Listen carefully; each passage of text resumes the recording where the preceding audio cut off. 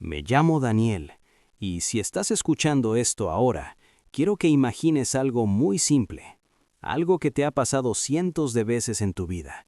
Entras a un ascensor después de un día largo, cansado, pensando en llegar a casa. Nada especial, nada peligroso, solo un ascensor. Paredes metálicas, un espejo, el zumbido suave del motor. Era martes, alrededor de las 7 de la tarde. El edificio todavía tenía movimiento, gente saliendo del trabajo, teléfonos sonando, puertas cerrándose. Yo presioné el botón del piso 12. Sentí ese pequeño tirón familiar cuando el ascensor comenzó a subir, y en ese momento mi mente estaba en cualquier lugar menos allí. Estaba pensando en la cena, en el tráfico, en el mensaje que no había respondido. Y eso es lo peligroso de los accidentes reales. No avisan, no se sienten especiales, no llegan con música de fondo, llegan en lo cotidiano, en lo aburrido, en lo normal. El ascensor subía lento, como siempre. El indicador marcaba el piso 5 cuando de repente todo se detuvo. No hubo explosión, no hubo ruido fuerte, solo un silencio seco, incómodo. El tipo de silencio que hace que tu cuerpo se dé cuenta antes que tu mente de que algo no está bien. Las luces parpadearon una vez, dos veces, y luego quedaron encendidas pero más débiles. El ascensor no subía, no bajaba, estaba suspendido en algún lugar entre pisos. Al principio pensé que era una pausa normal. Sucede a veces, unos segundos, nada grave. Pero pasaron 10 segundos, luego 20, y ese pequeño nudo comenzó a formarse en el estómago. Presioné el botón de emergencia, el pequeño icono rojo. Lo mantuve presionado. Escuché un clic, luego una voz distorsionada que apenas se entendía. Dije que el ascensor estaba detenido, que no se movía. La voz respondió algo que sonó como «Ya enviamos a alguien», pero la señal se cortó antes de que pudiera hacer otra pregunta. El silencio volvió, más pesado que antes. Revisé mi teléfono. Tenía señal, pero no completa. Una barra. Miré la hora, las 7:08. Habían pasado menos de 5 minutos, pero mi cuerpo sentía que llevaba allí una eternidad. Y aquí es donde la mayoría de la gente comete su primer error. El error que no parece peligroso, pero lo es. Empezar a luchar contra el encierro. Caminar de un lado a otro, tocar las paredes, golpear, respirar rápido, gastar energía, gastar oxígeno, sin darse cuenta. Me apoyé contra la pared. Cerré los ojos un segundo y escuché mi propia respiración, rápida y regular, y entendí algo importante. El ascensor no me iba a matar, pero el pánico sí podía hacerlo. Y ese fue el primer momento en el que tomé una decisión consciente. No moverme más de lo necesario, no gastar energía, no hacer nada impulsivo, porque cuando estás atrapado en un espacio pequeño, cada decisión pesa más de lo normal. Y todavía no lo sabía, pero ese encierro apenas estaba comenzando. El tiempo dentro de un ascensor detenido no funciona como afuera. Los minutos no se sienten como minutos, se estiran, se doblan, se vuelven pesados.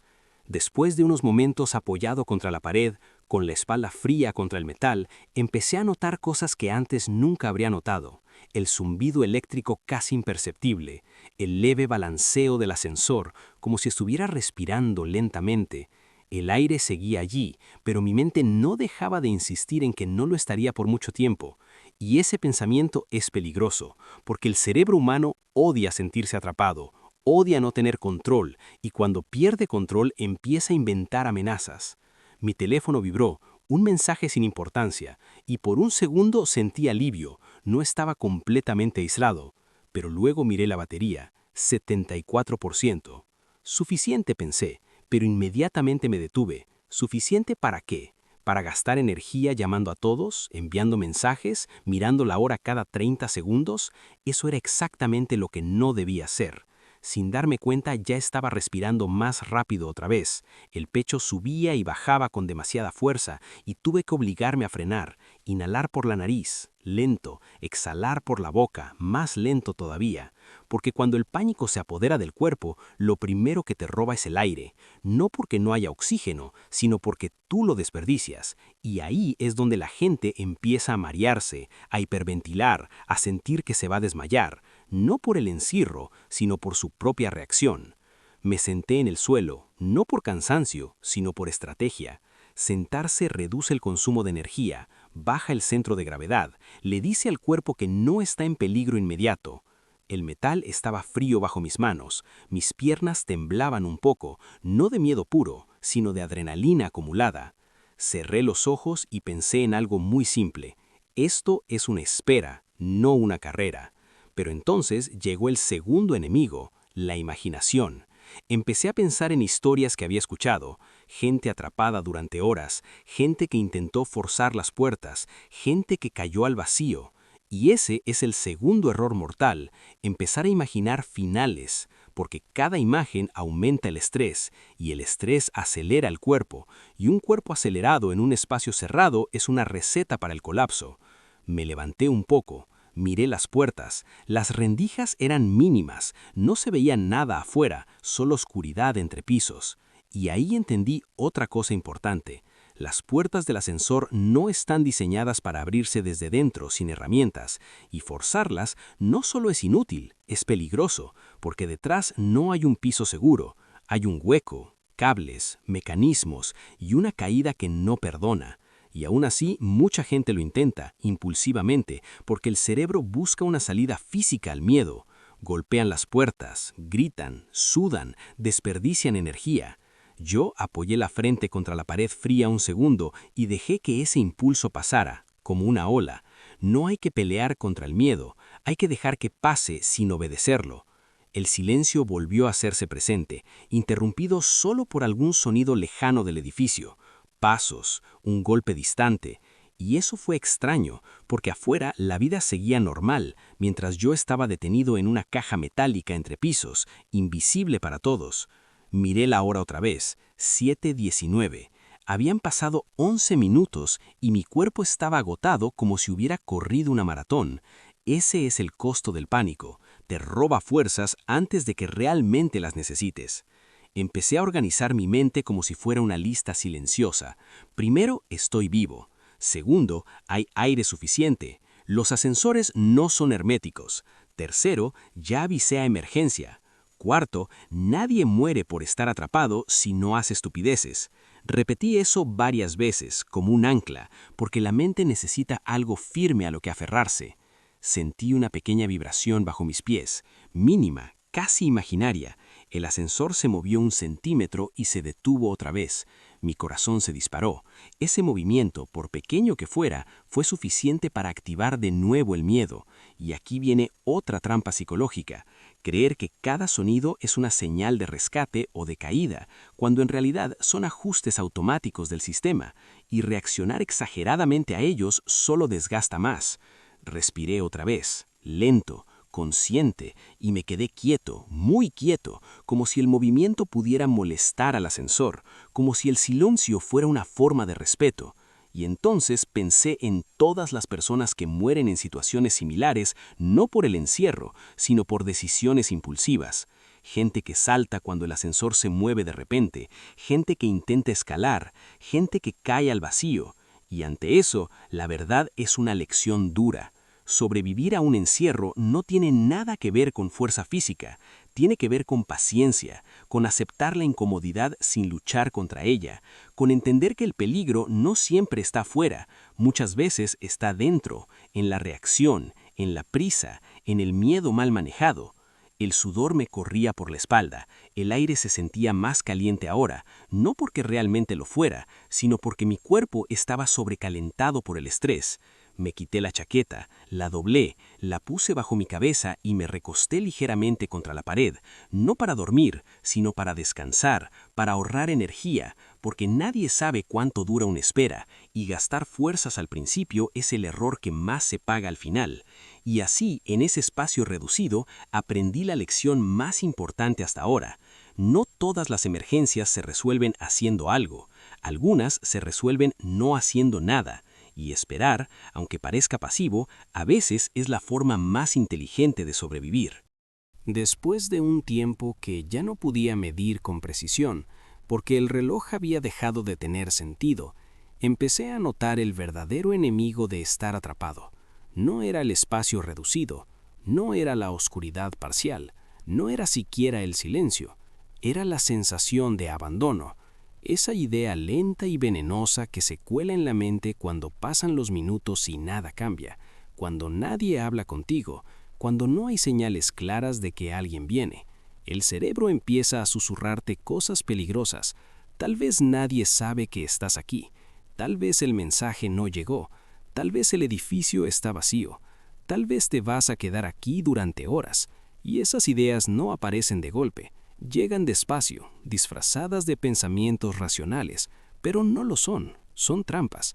Y en ese momento sentí algo nuevo, una presión en el pecho que no era exactamente miedo, era cansancio mental, una fatiga profunda causada por la vigilancia constante, por estar alerta todo el tiempo, porque incluso cuando estás quieto, tu mente sigue trabajando, evaluando, imaginando, y eso agota más que cualquier esfuerzo físico. Sentí un leve mareo al incorporarme un poco, y ahí cometí un microerror, moverme demasiado rápido. El ascensor crujió, un sonido seco, metálico, y mi cuerpo reaccionó como si fuera una amenaza real. El corazón volvió a acelerarse, mis manos sudaron y tuve que detenerme otra vez, porque este es el punto donde muchas personas se quiebran. Cuando el cuerpo ya está cansado y la mente empieza a perder disciplina, es aquí donde la gente empieza a gritar, a golpear las paredes, a hacer llamadas desesperadas una tras otra, desperdiciando batería, desperdiciando energía, aumentando su ansiedad y, lo más peligroso, perdiendo la noción del tiempo, porque cuando entras en pánico, cada minuto se siente como una hora, y eso te hace creer que la situación es peor de lo que realmente es. Yo miré el teléfono con cuidado, no para distraerme, sino para confirmar algo importante. La señal seguía ahí, débil pero presente. No había nuevos mensajes, pero eso no significaba abandono, significaba que el proceso estaba en marcha, y entender eso fue clave, porque los rescates no son instantáneos, son silenciosos, técnicos, lentos, y esa lentitud es precisamente lo que salva vidas, aunque desde dentro se sienta como tortura.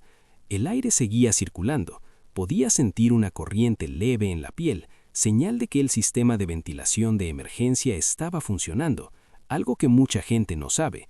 Los ascensores modernos están diseñados para fallar de forma segura, no para convertirse en trampas mortales, pero el problema es que el conocimiento racional no siempre vence el miedo emocional, y ahí es donde entran las decisiones fatales. Escuché un golpe lejano, esta vez más claro, como herramientas chocando contra metal en algún punto del edificio. Mi cuerpo reaccionó de inmediato. Quise levantarme, acercarme a las puertas, gritar, pero me detuve, porque otro error común es gastar energía justo cuando más necesitas conservarla. El rescate no ocurre porque grites más fuerte, ocurre porque alguien afuera sigue un protocolo, y ese protocolo no necesita tu desesperación, necesita que tú no interfieras. Me acerqué a las puertas solo lo suficiente para hablar, no para golpear, y dije con voz firme pero calmada que había alguien dentro, que estaba consciente, que no estaba herido, y luego me alejé otra vez, porque mantenerse calmado no es solo para ti. También le dice a los rescatistas que no hay una emergencia médica inmediata, lo que reduce errores, reduce riesgos, reduce decisiones apresuradas. El tiempo siguió pasando y entonces llegó otro momento crítico, el hambre y la sed, no intensas pero presentes, una sequedad en la boca, una sensación de vacío en el estómago, señales normales pero que el cerebro exagera cuando estás atrapado, haciéndote creer que te estás debilitando rápidamente, cuando en realidad el cuerpo humano puede soportar horas sin comer ni beber sin problemas graves, pero el pánico distorsiona esa percepción. Pensé en todas las personas que han muerto en situaciones similares, no por falta de aire, sino por decisiones tomadas bajo esa falsa sensación de urgencia, personas que forzaron salidas inexistentes, que se lastimaron intentando escapar, que se desmayaron por hiperventilar, y entendí algo muy claro: el encierro no te mata la lucha innecesaria contra el encierro. El ascensor volvió a vibrar ligeramente, esta vez con un sonido distinto, más rítmico, más controlado, y eso fue una señal real. Alguien estaba trabajando afuera. Mi respiración se aceleró de nuevo, pero ahora por esperanza, y la esperanza también puede ser peligrosa si se desborda, porque te hace anticipar el final antes de que llegue, y cuando algo se retrasa un poco más, la caída emocional es fuerte, así que me obligué a mantener la mente neutral, ni optimista ni negativa, solo presente, solo esperando. Y mientras estaba ahí, sentado en el suelo frío, con la espalda apoyada en la pared, comprendí que la verdadera prueba de supervivencia no es el momento del impacto, del accidente, del fallo, sino lo que haces después, en la espera, en el silencio, cuando no hay instrucciones claras, cuando todo depende de tu capacidad de no empeorar la situación. Y supe que si salía de ahí con vida, no sería por suerte, sería porque había aprendido a no obedecer cada impulso que mi miedo me gritaba. El sonido finalmente cambió por completo. Ya no eran golpes lejanos ni vibraciones confusas. Ahora era claro, directo, el sonido de metal siendo ajustado con intención. Escuché voces apagadas del otro lado de las puertas. No distinguía palabras exactas, pero el tono era profesional, controlado, y eso fue suficiente para que mi cuerpo entendiera algo que la mente aún no quería aceptar del todo. El rescate estaba ocurriendo, y fue en ese momento cuando sentí la oleada más peligrosa de todas, la liberación anticipada, ese impulso de moverte rápido, de levantarte, de acercarte demasiado, de querer terminar con todo de una vez, porque el ser humano no maneja bien la espera cuando cree que el final está cerca. Ahí es donde muchos cometen su último error, cuando creen que ya pasó lo peor. El ascensor se sacudió con un movimiento más fuerte, las luces parpamearon, y una voz clara habló desde afuera, diciendo que todo estaba bajo control, que no intentara forzar las puertas, que permaneciera quieto, y obedecer en ese momento fue tan importante como haber mantenido la calma al inicio, porque incluso durante el rescate ocurren accidentes, puertas que se abren solo parcialmente, desniveles peligrosos, movimientos inesperados. Yo respondí con calma, diciendo que entendía, que estaba bien, que no estaba herido, y me quedé exactamente donde estaba, sentado, respirando lento, sintiendo cómo el cuerpo empezaba a soltar la tensión acumulada, lo que provocó un temblor involuntario en las piernas, no de miedo, sino de descarga, porque cuando el peligro prolongado termina, el cuerpo pasa factura. Las manos me temblaban, el cuello me dolía, la mandíbula estaba rígida por haberla mantenido apretada tanto tiempo, y entonces las puertas comenzaron a abrirse lentamente, no de golpe, apenas unos centímetros primero, dejando entrar una línea de luz blanca que parecía irreal después de tanto tiempo en ese espacio cerrado. El aire exterior entró con fuerza, más frío, más limpio, y en ese instante entendí algo muy importante.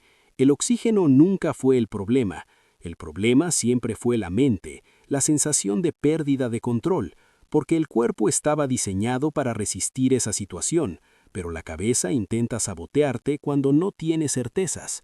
Las puertas se abrieron por completo y vi a dos técnicos, cascos, linternas, miradas tranquilas, nada de prisa, nada de drama, como si para ellos esto fuera rutina. Y lo es, porque los ascensores se detienen más veces de las que la gente cree.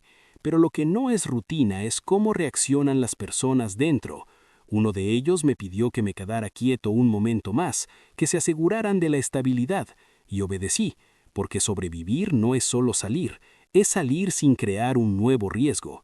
Cuando finalmente me indicaron que podía levantarme y salir, sentí las piernas débiles, no por daño físico, sino porque el cuerpo había estado en modo supervivencia durante demasiado tiempo.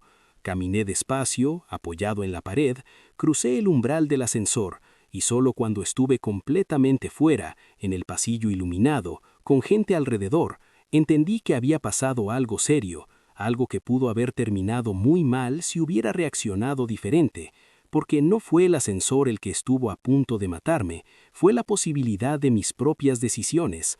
Nadie muere porque un ascensor se detiene, la gente muere porque entra en pánico, porque intenta salir sola, porque fuerza puertas, porque salta a huecos invisibles, porque deja que el miedo tome el control.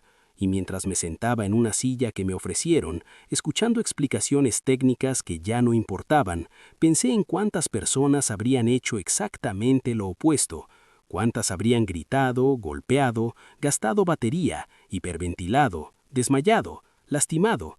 Y entendí que la supervivencia moderna no siempre se trata de fuerza, ni de valentía, ni de acción rápida.